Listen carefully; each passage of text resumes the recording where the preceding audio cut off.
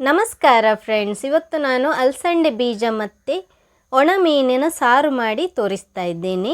ಇದಕ್ಕೆ ರಿಕ್ವೆಸ್ಟ್ ಇತ್ತು. ಈಗ ಅದನ್ನು ಹೇಗೆ ಮಾಡೋದಂತ ನೋಡೋಣ ಬನ್ನಿ. ಸ್ವಲ್ಪ ಎಣ್ಣೆ ಹಾಕ್ಕೊಳ್ತಾ ಇದ್ದೇನೆ. ಬ್ಯಾಡಗಿ ಮೆಣಸು 5, ಗುಂಡು ಮೆಣಸು 12, 1 ಟೇಬಲ್ ಸ್ಪೂನ್ನಷ್ಟು ಧನಿಯಾ, ಮೆಂತೆ 1/4 ಟೀ ಸ್ಪೂನ್ನಷ್ಟು, ಜೀರಿಗೆ 1/2 ಟೀ ಸ್ಪೂನ್ನಷ್ಟು.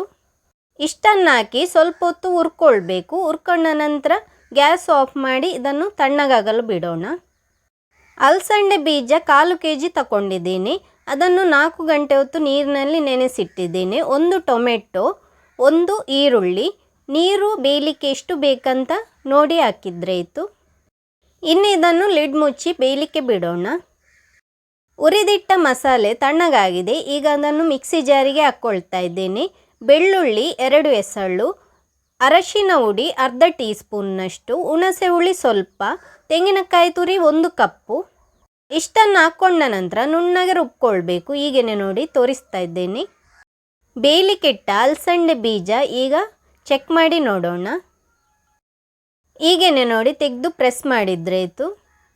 ನಾನಿಲ್ಲಿ ಒಣ ಮೀನು ಬಲ್ಯಾರ್ ತಗೊಂಡಿದ್ದೇನೆ. 1/4 kg ಬಲ್ಯಾರ್ ತಗೊಂಡಿದ್ದೇನೆ. ಅದನ್ನು ಬಿಸಿ ನೀರಲ್ಲಿ ಹಾಕಿಟ್ಟಿದ್ದೇನೆ.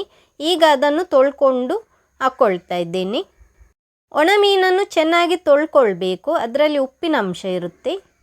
ಈಗ ನಾನು ಸ್ವಲ್ಪ ನೀರು ಹಾಕ್ಕೊಳ್ತಾ ಇದ್ದೇನೆ. ನೀರು ಬೇಕಿದ್ದರೆ ಮಾತ್ರ ಹಾಕ್ಕೊಳ್ಬೋದು, ಇಲ್ಲದಿದ್ದರೆ ಬೇಡ. 5 ನಿಮಿಷದ ಹೊತ್ತು ಇದನ್ನು ಲಿಡ್ ಮುಚ್ಚಿ ಬೇಯಲಿಕ್ಕೆ ಬಿಡೋಣ. 5 ನಿಮಿಷ ಆಗಿದೆ. ಈಗ ಒಣ ಮೀನು ಬೆಂದಿದೆ. ಆನಂತರ ನಾನು ಮಸಾಲೆಯನ್ನು ಹಾಕ್ಕೊಳ್ತಾ ಇದ್ದೇನೆ. ಈಗ ಮಸಾಲೆ ನೀರು ಹಾಕಿ ಉಪ್ಪು ಹಾಕ್ಕೊಳ್ತಾ ಇದ್ದೇನೆ. ಉಪ್ಪು ರುಚಿಗೆ ಬೇಕಾದಷ್ಟು. ಈಗ ನೋಡಿ ಇದು ದಪ್ಪ ಉಂಟು ತುಂಬ. ಸ್ವಲ್ಪ ನೀರು ಬೇಕಿದ್ದರೆ ಹಾಕ್ಕೊಳ್ಬೋದು.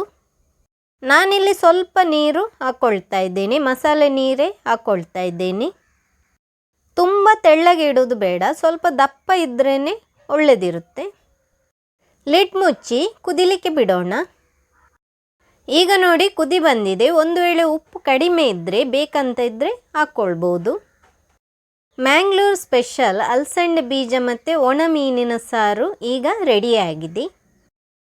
ನಿಮಗೆ ಈ ರೆಸಿಪಿ ಇಷ್ಟ ಆಗಿದ್ದರೆ ಲೈಕ್ ಮಾಡಿ, ಕಮೆಂಟ್ ಮಾಡಿ, ಶೇರ್ ಮಾಡಿ.